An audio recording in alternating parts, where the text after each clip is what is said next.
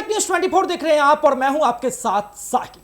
देखिए, केंद्रीय मंत्री चिराग पासवान के जीजा और जमुई सांसद अरुण भारती का जो बयान आया है वो एनडीए के सभी घटक दलों को टेंशन में डाल देगा। जी हां, टेंशन में सबसे अधिक सीएम नीतीश कुमार को डालेगा, क्योंकि आपको पता है कि चिराग पासवान यदि एनडीए का साथ छोड़ते हैं तो नुकसान किसको होगा और नफा किसको होगा। देखिए, सीएम फेस की जब बात की जाती है तो नीतीश कुमार और तेजस्वी यादव के बाद प्रबल दावेदार चिराग पासवान ही होते हैं। चिराग पासवान की लोकप्रियता और पासवान समाज का कोर वोट बैंक जो है चिराग के पास है। लेकिन जिस प्रकार से अरुण भारती ने कहा है और पोस्ट करके सोशल हैंडल पर कि चिराग पासवान जी के पास यह नया अनुभव होगा कि बिहार विधानसभा में बहुमत साधने से पहले ही केंद्र की राजनीति को छोड़ना, शाहबाद की जनता बुला रही है, इस प्रकार के वाक्यांश कहना सोशल मीडिया पर इस बात को निर्धारित करती है कि केंद्रीय मंत्री चिराग पासवान की मंशा जो है इस बार गठबंधन धर्म को पालन करने की ओर नहीं देख रही है। हमारे साथ बातचीत करने के लिए हमारे 3 सहयोगी मौजूद हैं और सबसे पहले हम बात करेंगे कि चिराग पासवान क्या नाराज है एनडीए के साथ। हमारे सहयोगी प्रिंस जी हमारे साथ बात करेंगे। एनडीए गठबंधन से नाराज हैं चिराग पासवान? देखिए, जहाँ तक रही बात एनडीए गठबंधन से चिराग पासवान नाराज चल रहे, ऐसी तो कोई खबर नहीं है। लेकिन जिस तरीके से अभी चिराग पासवान अपने आप को बिहार की राजनीति के लिए साध रहे हैं और जिस तरीके से अपनी शक्ति प्रदर्शन को दिखा रहे हैं, उन्होंने मन से भी ऐलान कर दिया कि बिहार की राजनीति तो हम लोग निश्चित तौर पे करेंगे। शाहबाद के किसी भी क्षेत्र से जो है हम चुनाव लड़ने का मन बनाए हैं और जो कि पार्टी अगर निर्णय कौन सी सीट पे हम लोग लड़ेंगे, शाहबाद के किस क्षेत्र से, वो पार्टी डिसाइड करेगी। ये तो कंफर्म है कि चिराग पासवान बिहार की राजनीति निश्चित तौर पे करेंगे। और उन्होंने मन से ये भी कहा है कि चिराग पासवान एनडीए ना तो छोड़ा है ना तो छोड़ेंगे। इसलिए नहीं छोड़ेंगे क्योंकि हम लोग जो है कहते हैं ना कि चिराग पासवान हम लोग जो है नरेंद्र मोदी के हनुमान हैं, वो लगातार हनुमान के तौर पे कहे भी जाते हैं, तो कहीं ना कहीं ये नाराजगी नहीं है। प्रिंस जी, एक सवाल है कि चिराग पासवान यदि कह रहे हैं कि हम एनडीए नहीं छोड़ेंगे फिर बिहार से चुनाव लड़ेंगे, अगर चिराग पासवान विधायक बनना चाहते हैं तो उससे अच्छा वो माननीय सांसद हैं। यदि उनको बिहार में मंत्री बनना है तो उससे अच्छा वो केंद्र में मंत्री हैं। तो सवाल ये है कि बिहार में यदि चिराग पासवान चुनाव लड़ने की ओर देख रहे हैं तो उनकी मंशा क्या है? देखिए, उन्होंने नारा दिया है कि बिहारी फर्स्ट, बिहार फर्स्ट। तो उन्होंने उनका जो विजन है उन चीज़ों को लेके और उनका जो लक्ष्य है, देखिए इन चीज़ों को भी समझने की ज़रूरत है। उनकी पार्टी कुछ समय सारा चीज़ उनसे छीन लिया गया था, लेकिन उन्होंने अपने बदौलत सारे चीज़ों को जो हासिल किया। उसके बाद उन्होंने जो है सोचा है कि बिहार को, सवाल है प्रिंस जी कि क्या हासिल किया अब तक बिहार की राजनीति में या केंद्र की राजनीति में चिराग पासवान ने हासिल क्या किया? 5 सांसद उनके अकेले नहीं ना है। 5 सांसद उनके अकेले नहीं है। सुन लीजिए, हाँ, अकेले दम पर जो है उन्होंने 5 सांसद बनाया। ऐसी बात नहीं है। सुनिए प्रिंस जी, बात ऐसी है कि एनडीए ने उनको 5 सीटें दी और 5 सीट पर एनडीए, जदयू, भाजपा, लोक जनशक्ति पार्टी रामविलास और बाकी जो राष्ट्रीय लोक मोर्चा है, हिंदुस्तानी आवाम मोर्चा है, सारे लोगों ने मिलकर के, सारे वोटर ने मिलकर के वोट किया। अकेले थोड़ी चिराग के 5 सांसद हैं। देखिए, जो आपका सवाल है इसी में मतलब जवाब भी है। देखिए, चिराग पासवान का फैन फॉलोइंग काफ़ी अच्छा है और दूसरी बात है कि जो पासवान समाज के लोग हैं अभी भी चिराग पासवान को मानते हैं कि अपना नेता जो है। हाँ, हालांकि कुछ वोट बैंक जो है उनके चाचा के पास पशुपति पारस कुमार जो हैं उनके पास भी है। लेकिन आप ये देखिए कि जो शाहबाद की आप बात कर रहे हैं, हम लोग जो बात कर रहे हैं शाहबाद क्षेत्र की, वहाँ पे उपेंद्र कुशवाहा जो है चुनाव लड़े थे काराकाट से, उनका क्या हासिल हुआ आप देखें। लेकिन बात यही है, पूरी बात होने दीजिए। चिराग पासवान का स्ट्राइक रेट देख लीजिए आप, 5 सीट मिली, 5 में से 5 उन्होंने जीत हासिल किया। अगर अब हम लोग बात कर लेते हैं बीजेपी को जितनी सीट मिली थी उसमें कितने सीटों पर बीजेपी हासिल की, जदयू की अगर बात कर लें तो जदयू कितने सीटों पे हासिल की, ये चीज को आपको समझना पड़ेगा। इन चीजों को भी अगर आप समझिए कि जो झारखंड में इनको 1 सीट मिला था, वहां भी चतरा विधानसभा में वहां भी 100% स्ट्राइक रेट के साथ इन्होंने जीत हासिल की थी। इस मायने में अगर आप देखिएगा तो चिराग पासवान के पास कुछ नहीं था, उनका ना तो घर था, ना बंगला था, ना पार्टी थी, ना कुछ थी। तो कहीं ना कहीं चिराग पासवान जिस तरीके से अपने आप को ढाले हैं राजनीति में और बिहार की राजनीति में, देखिए किसी चीज को क्षेत्रीय अगर पार्टी आप चाहते हैं कि मेरा स्थान कुछ बने तो कहीं ना कहीं निश्चित तौर पे आपको बिहार की राजनीति करना पड़ेगा। अगर बिहार की राजनीति आप नहीं करेंगे तो निश्चित तौर पे बिहार के लिए जो आपने विजन रखा है वो आपका सपना का सपना ही रहेगा, पूरा नहीं होगा। लेकिन प्रिंस जी, आपने कहा कि चिराग पासवान की फैन फॉलोइंग अच्छी है। फैन फॉलोइंग को भोजपुरी के पावर स्टार कह जाते हैं पवन सिंह। और वो भी शाहाबाद के इलाका से कराकट से ही चुनाव लड़े थे। लेकिन देखिए, व्यूअर्स होने में और वोटर्स होने में बहुत अंतर होता है। हार गए ना पवन सिंह, उनके पास कितने व्यूअर्स हैं, करोड़ों करोड़ों जो है उनके यूट्यूब चैनल पे व्यूज आते हैं। जब चुनाव प्रचार में निकलते थे तो हजारों की संख्या में उनके साथ लोग निकलते थे। लेकिन आपने कहा कि 5 सीटों के साथ जो है चिराग पासवान, देखिए बिहार में चिराग पासवान के पास पासवान समाज का वोट बैंक है, बहुत बड़ा वोट बैंक है। लेकिन इस बार भी उस वोट बैंक में सेंधमारी होगी, क्योंकि चौकीदार दफादार का मुद्दा अभी भी फंसा हुआ है और चिराग जी उस पर चुप्पी साधे हुए हैं। देखिए, चौकीदार दफादार की बात करें तो कहीं ना कहीं जो पासवान समाज के लोग हैं, जो भी उनके प्रत्यक्ष में गए, जो उनसे मिले, उन सारे लोगों ने उनको ठगने का काम किया। पशुपति पारस का बात करें तो उन्होंने भी सिर्फ आश्वासन दिया कि हम आपकी बातों को रखेंगे, लेकिन उन्होंने कुछ नहीं किया। दूसरी बात कि चिराग पासवान के जीजाजी गए थे, उनका अनशन तुड़वाए थे जूस पिलाकर, उन्होंने भी आश्वासन दिया था कि जो है हम लोग आपका जो बात है वो हम लोग मनवा के रहेंगे। लेकिन जो देखिए, समय के साथ कुछ परिवर्तन होना जरूरी है। और लगातार जिस तरीके से चिराग पासवान की रैलियों को आप देखे होंगे, हाल के 2 दिन पहले की बात है, चिराग पासवान का इतना फैन फॉलोइंग है, इतनी लोगों का आना जाना उनके साथ है। उनकी फॉर्चूनर गाड़ी को आप देखते, उस स्थिति में नहीं था जो कि आप यहाँ से वहाँ तक उन गाड़ी को चला के लेके जा सकते, क्योंकि फैन फॉलोइंग के साथ साथ उनकी जो छवि है, अभी क्रेज है। उसके अलावे जो उनके पिताजी हैं, उनके पिताजी स्वर्गीय केंद्रीय मंत्री पूर्व रामविलास पासवान जी जो हैं, उनके कार्यकाल को लोगों ने देखा है। उन चीज़ों को लोग देख करके चिराग पासवान पर विश्वास जता रहे हैं, कह रहे हैं कि अगर इनके पिताजी अगर हमारे लिए इतना कुछ किए हैं तो निश्चित तौर पे चिराग पासवान भी हमारे लिए करेंगे। अब रही बात क्या कहते हैं, हाजीपुर लोकसभा सीट से जिस तरीके से इन्होंने जीत हासिल किया, काफ़ी अभी जो बहुत सारे कामों को जो है इन्होंने वहाँ पे करवाया है। अभी आपने देखा होगा कि जो है बात चल रही है रेलवे के वर्कशॉप को लेके, वहीं हाजीपुर में हो रहा है विस्तारीकरण। तमाम चीज़ों को लेकर चिराग पासवान अपने क्षेत्र में अभी काम कर रहे हैं। तो निश्चित तौर पे अगर अपने क्षेत्र में अगर लोगों के लिए अगर कुछ कर रहे हैं तो निश्चित तौर पे आने वाले समय में बिहार की जनता को भी वो लाभ मिल सकता है। अब रहिए, देखिए उनके 5 सांसदों की अगर कार्यकलाप के बारे में बात करेंगे तो उनके कामों को भी देखिए, तो जो उनके सांसद हैं, स्थानीय जो मुद्दे उन्होंने रखा था, उन मुद्दों पर वो लोग काम कर रहे हैं और लोग जनता विश्वास भी दिखा रहे हैं। उनका सोशल मीडिया सवाल ये है कि क्या चिराग पासवान एनडीए के साथ रहेंगे या एनडीए का साथ छोड़ेंगे?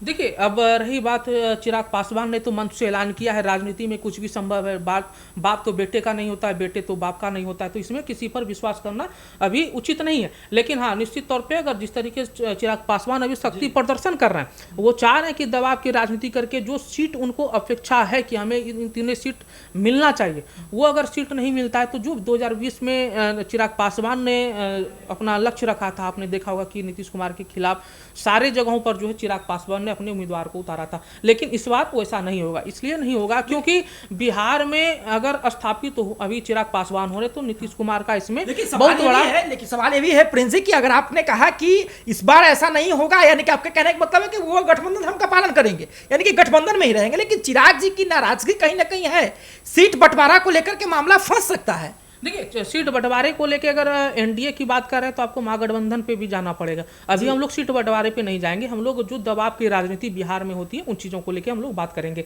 सीट शेयरिंग पे हम लोग अलग टॉपिक पे बात कर लेंगे। देखिए, चिराग पासवान अभी जो चाहते हैं, जो उन्होंने लोकसभा में भी दबाव डाला था कि हमें जो है 5 सीट चाहिए, 5 सीट उनको मिला था, और इस बार भी अगर उनको 50 के समथिंग वो चाह रहे हैं कि हमें सीट मिले, लेकिन इतनी संभव नहीं है कि चिराग पासवान को सीट मिले, क्योंकि 5 घटक दल हैं। 5 घटक दल में अगर 50 सीट अगर अकेले इनको दिया जाता है तो कहीं ना कहीं एनडीए को नुकसान हो सकता है। बिल्कुल नुकसान होगा, क्योंकि देखिए प्रिंस जी आपने कहा कि अगर 50 सीटों की ओर देख रहे हैं तो जेडीयू कभी भी 115 के नीचे नहीं देखेगी, क्योंकि पिछली बार जितना उनको नुकसान होगा तो नीतीश कुमार इस बार नुकसान चाहेंगे नहीं, और भाजपा भी 100 से नीचे नहीं देखेगी। बाकी बच गए जब 3 घटक दल, तो मांझी जी तो अलग ही ऐठे हुए हैं कि भाई हमको तो चारों तरफ पर नजरअंदाज किया गया, उनको तो दिल्ली में भी छोड़ दिया गया मांझी जी को, झारखंड में भी उनको नजरअंदाज किया गया, तो बिहार में जो है वो अपना दमखम दिखाने की बात कर रही है। भी तो ध्यान रखना होगा ना प्रिंस जी। देखिए, अब रही बात जीतन राम मांझी की, अगर हम लोग बात करें तो जीतन राम मांझी का वैसा क्रेज अभी बिहार में नहीं है। भले वो हम लोग राजनीति कर रहे हैं, जाति आधारित राजनीति कर रहे हैं, वो अच्छी बात है, लेकिन जो क्रेज अभी चिराग पासवान का है वो क्रेज अभी जीतन राम मांझी में नहीं है। वही चीज़ आप संतोष सुमन, उनके जो बेटे हैं, मंत्री जी हैं, उन्होंने साफ तौर पे कहा है कि जो भी अगर निर्णय एनडीए लेती है, जितनी भी सीटें हमें देंगी उन चीज़ों पर हम लोग काम करेंगे और 243 सीट जो एनडीए का है उस पर हम लोग मजबूती के साथ लड़ेंगे, क्योंकि हम लोगों को लक्ष्य है कि 221 सीट 225 सीट हमको जीतना है। तो निश्चित तौर पे अगर हम लोग मजबूती के साथ नहीं लड़ेंगे तो कहीं ना कहीं नुकसान हो सकता है। अब रही बात क्या कहते हैं उपेंद्र कुशवाहा की बात कर लें तो उनको अभी राज्यसभा सांसद बनाया गया है। आपको भी देखिए ये पता भी तो बात है कि 2 ही साल के लिए बनाया गया ना, वो 2 ही साल के लिए बनाया गया उनको उसके राज्यसभा बाद फिर सांसद। देखिए उसके बाद फिर रिचार्ज उनका होगा, दोबारा से रिचार्ज होने की बात है। रिचार्ज होगा उनका। रही बात बिहार की राजनीति में तो उनको मिनिमम जो है मैक्सिमम जो है 1 से 3 सीट के अंदर उनको मिल सकता है। अगर जीतन राम मांझी की अगर हम लोग बात करें तो 5 सीट अधिकतम हो सकता है, तो 6 से 7 सीट। सवाल ये है जय प्रिंस जी कि क्या चिराग पासवान एनडीए के साथ रह के बिहार में चुनाव लड़ेंगे या फिर सीटों की वजह से चिराग पासवान अकेले ही देखेंगे या कोई तीसरा मोर्चा की तैयारी है? देखिए तीसरा मोर्चा या तीसरी बात तो नहीं निकल के अभी आ रही है, क्योंकि अभी मन से उन्होंने सार्वजनिक तौर पे कहा है कि हम एनडीए के साथ हैं, एनडीए के घटक दल हैं, हनुमान है, मोदी के भक्त हैं, हम लोग बन के ही रहेंगे। लेकिन जो दबाव की राजनीति अभी चिराग पासवान कर रहे हैं तो निश्चित तौर पे ये अंदाजा लगाया जा सकता है कि ये जो है सीट शेयरिंग को लेकर दबाव डाल किस पे रहे हैं? भाई मैं बता रहा हूँ कि सीट शेयरिंग को लेके है, और खास तौर पे जो अभी देखिए राजनीति में क्या है कि जो दिखता है वो बिकता है। जो शक्ति प्रदर्शन दिखा रहे हैं भैया वही बिकिएगा। चिराग पासवान वही कर रहे हैं। लोकसभा के पहले भी उन्होंने यही किया था, जो कि 5 सीट उनको मिला, उनके चाचा को 0 पे आउट कर दिए, उनको नेगलेक्ट कर दिया गया। लेकिन इस बार फिर आप लोकसभा विधानसभा से पहले देखिए उनका शक्ति प्रदर्शन कितना अच्छा रहा, काफ़ी संख्या में भीड़ जुटी। अगर उनको सम्मानजनक सीट नहीं मिला तो निश्चित तौर पर चिराग पासवान भी अलग रुख कर सकते हैं। देखिए लेकिन बात ये भी रहेगा प्रिंस जी कि अगर चिराग पासवान अलग रुख करते हैं तो क्या सीएम नीतीश ये होने देंगे? क्योंकि देखिए जब पिछली बार जब सीएम नीतीश के खिलाफ चिराग जी गए थे तो जेडीयू जनता दल यूनाइटेड का क्या हासिल हो गया सबने देखा। जो पार्टी जिनके पास 80 से ऊपर विधायक हुआ करते थे वो पार्टी घसक करके 40-43 पर आ गई। तो क्या जो है देखिए क्योंकि भाजपा भी रिस्क नहीं लेगी, क्योंकि चिराग पासवान की फैन फॉलोइंग क्या है। लेकिन सवाल यह है कि चिराग पासवान यदि अकेले जाएंगे तो वो जेडीयू को डैमेज करेंगे ही करेंगे। लेकिन सवाल यह है कि चिराग को खुद भी कुछ हाथ नहीं लग पाएगा। मुझे तो ऐसा लग रहा है ना चिराग पासवान अभी जो दबाव की राजनीति कर रहे हैं एनडीए के साथ। नीतीश कुमार का रवैया अपना रहे क्या? क्योंकि नीतीश कुमार भी ऐसे ही करते हैं, यदि इस गठबंधन में है तो इस पे दबाव डालेंगे कि हमारे अनुसार काम नहीं होगा तो फिर हम पलटी मार देंगे। नीतीश कुमार भी यही राजनीति करते आए हैं। ये राजनीति में होता ही है कि दबाव की राजनीति आप किस तरीके से पॉलिटिक्स को कर सकते हैं। अभी जिस तरीके से शक्ति प्रदर्शन कर लीजिए या दबाव की राजनीति कर लीजिए चिराग पासवान जो कर रहे हैं। रही बात अब नीतीश कुमार को लेके, नीतीश कुमार को लेके जिस तरीके से बिहार में चर्चाएं हैं, नीतीश कुमार भी अभी रिस्क नहीं लेंगे, क्योंकि तमाम बातों को लेके हम लोग फील्ड में भी देखते हैं, मार्केट से भी बातें आती हैं, अंदरूनी बातें भी हम लोगों ने निकाला है। तो रिस्क नीतीश कुमार भी नहीं लेंगे। और चिराग पासवान को नाखुश तो एनडीए करने वाली नहीं है, क्योंकि जो वोट बैंक है उस पर खतरा मंडराते हुए दिख रहा है। क्योंकि आपने देखा होगा कि अगर चिराग पासवान को नाराज करेंगे, महागठबंधन जिस तरीके से अभी उतरी है, दमखम दिखा रही है। राहुल गांधी भी 6 बार आ चुके हैं बिहार, और 6 बार में 6ठी बार आए, 6ठी बार में भी जो है दलित और अल्पसंख्यक लोगों से ही मिले हैं, उनकी ही बात किए हैं, उनके लोगों के ही समुदाय से मिले हैं, उनकी बात ही कर रहे हैं, उनका जो योजना है तमाम चीज़ों को लेके वही बात कर रहे हैं, और किसी चीज़ों पे फोकस नहीं कर रहे हैं। तो कहीं ना कहीं अगर चिराग पासवान को एनडीए अगर नाराज करती है तो निश्चित तौर पे महागठबंधन में खास तौर पे कांग्रेस को फायदा पहुंचने जा रहा है। अगर वो चिराग पासवान को नाराज करती है एनडीए तो कांग्रेस को फायदा होगा, ये स्पष्ट तरीके। लेकिन सवाल एक अंतिम लेंगे हम लोग की जो है शाहाबाद से चर्चा है चिराग पासवान जी की, और शाहाबाद का वो जो इलाका है, क्षेत्र है, वो माले और राजद का गर्व माना जाता है। कई सांसदों का टिकट मिला वहां से, सारे सांसद शाहाबाद से हार गए। जितने जो थे बक्सर से वो जो है भाजपा के कैंडिडेट हार गए, फिर जो है भाजपा के ही आरएलएम से जो है वो उपेंद्र कुशवाहा कड़ाकाट से हार गए। तो शाहाबाद का वो इलाका जो है वो माले का और राजद का घर रहा है, और उस वोट बैंक को तोड़ने के लिए पीएम मोदी भी विक्रमगंज में जाकर के जनसभा को संबोधित करते हैं। तो क्या चिराग के लिए बड़ी गलती नहीं हो जाएगी शाहाबाद के क्षेत्र को चुनना? देखिए गलती तो हो सकती है, लेकिन शाहाबाद में अगर देखिए वोट बैंक की अगर बात करेंगे तो कुशवाहा समाज वहाँ ज़्यादा है। अभी भी कुशवाहा समाज की अगर वोट बैंक की बात करिएगा तो उपेंद्र कुशवाहा के अलावा कुशवाहा समाज का नेता अभी कोई वैसा नहीं है। तो कहीं ना कहीं अगर चिराग पासवान अगर वैसा काम कर रहे हैं कि शाहाबाद के किन क्षेत्रों से लड़ेंगे, ये भी निर्भर करता है कि आप किन क्षेत्रों में जाके चुनाव लड़ेंगे। क्योंकि कुशवाहा समाज को अगर आप नाराज करिएगा तो शाहाबाद में जितनी भी सीटें हैं, देखिए सब प्रिंस यही बात होगा कि यदि वो एनडीए के साथ लड़ते हैं तो चिराग जी को कम सीटों का खामियाजा उनको भुगतना पड़ेगा, क्योंकि तभी जो है वो शाहाबाद में लड़ेंगे तो कुशवाहा का जो वोट बैंक है, चाहे वो नीतीश कुमार के फेवर में हो चाहे उपेंद्र कुशवाहा के फेवर हो, तब जाकर उनको वोट पड़ेगा। लेकिन यदि वो नाराज करके लड़ते हैं तो फिर तो उपेंद्र कुशवाहा से डायरेक्ट टकरार होगा है इनका, ठीक है। उसके बाद तो फिर चिराग पासवान के लिए बड़ी गलती साबित हो जाएगी ये। नहीं, चिराग पासवान ने स्पष्ट रूप से कहा है कि एनडीए के साथ लड़ेंगे। चिराग पासवान ने ये नहीं कहा है कि हम इतने सीटों पर शाहबाद में लड़ेंगे। चिराग पासवान अपने लिए कह रहे हैं कि हम किन सीटों पे लड़ेंगे ये पार्टी डिसाइड करेगी, ये हम डिसाइड नहीं कर रहे हैं, ये पार्टी डिसाइड करेगी। ये एक कह सकते हैं कि जो उनका सपना है, हो सकता है कि एक सीटों पर चुनाव लड़े, बाकी बात जो उनका जो संसदीय क्षेत्र है वहाँ पर वो सीटों की मांग कर रहे हैं। लेकिन मनसा क्या हो सकता है, अंतिम सवाल है, मनसा क्या हो सकता है उनका? मनसा यही है कि अभी तो उन्होंने जो स्पष्ट रूप से कहा है कि जो है हम लोग एनडीए को 225 सीटों का जो हम लोगों का लक्ष्य है 243 में से कहीं वो हम लोग जीतने का काम करेंगे। एनडीए की सरकार बनेगी, जो महागठबंधन कह रही है उस पर जो है चोट करेंगे बस। कहीं ऐसी तो मनसा नहीं ना कि भाजपा जितनी भी सीटें उनके पास अभी है सभी सीटों को बचा करके जो सीटें कुछ मांझी जी ले आएंगे, कुछ सीटें उपेंद्र कुशवाहा ले आएंगे, कुछ सीटें चिराग ले आएंगे, तो नीतीश कुमार को साइड करने की तैयारी चल रही है। नहीं, नीतीश कुमार को आप नजरअंदाज नहीं कर सकते हैं क्योंकि बिहार के वही सीएम, करता धरता वही है। अगर नीतीश कुमार को अगर आप नजरअंदाज कर दीजिएगा, जेडीयू में वो ताकत नहीं रही प्रिंस जी, जेडीयू में वो ताकत नहीं है। अभी भी अगर नीतीश कुमार को अगर बात करिएगा, नीतीश कुमार की छवि को लेके अभी भी उन पर एक भी रोजगार क्राइम का अगर रिकॉर्ड करिएगा तो एक भी दाग उन पर अभी नहीं लगा